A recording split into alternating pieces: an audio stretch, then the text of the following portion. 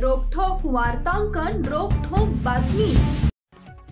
MIDC police Thane हद्दीत मागील काही दिवसांपासून होत असलेल्या घरफोडी करणाऱ्या टोळीस रोखण्याकरता पोलीस आयुक्त एम राजकुमार, पोलीस उपायुक्त विजय कबाडे व प्रताप पोमन यांनी MIDC पोलीस ठाण्याचे पोलीस निरीक्षक प्रमोद वाघमारे यांना गुन्हे उघडकीस आणण्याबाबत आदेशित केले होते। त्याप्रमाणे MIDC पोलीस ठाणे सोलापूर शहर यांनी गुन्हे प्रकटीकरण पथकाचे सहाय्यक पोलीस निरीक्षक भरत चंदन शिवे यांच्यासह पथकातील पोलीस अंमलदार यांनी या शहर हद्दीत घरफोडी करणाऱ्या टोळीचा पर्दाफाश केला।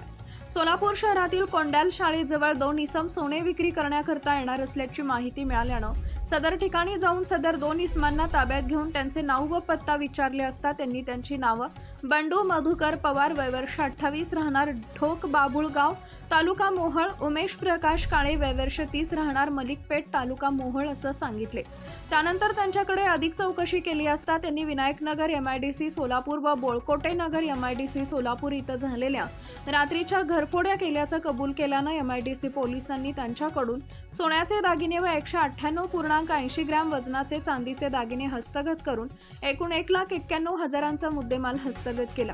सदरची कामगिरी पोलीस आयुक्त एम राजकुमार, पोलीस उपायुक्त विजय कबाडे, सहाय्यक पोलीस आयुक्त प्रताप पोमन व पोलीस निरीक्षक प्रमोद वाघमारे, पोलीस निरीक्षक विजय खोमने यांच्या मार्गदर्शनाखाली सहाय्यक पोलीस निरीक्षक भरत चंदन शिव, राकेश पाटील, एकनाथ उबाळे, सचिन भांगे, मंगेश गायकवाड, सुहास अर्जुन, शंकर याळगी, कुमार बोल्ली, शैलेश स्वामी, अरुण अमर, शिवसिंगवाले, किशोर वनगंटे यांनी बजावली आहे।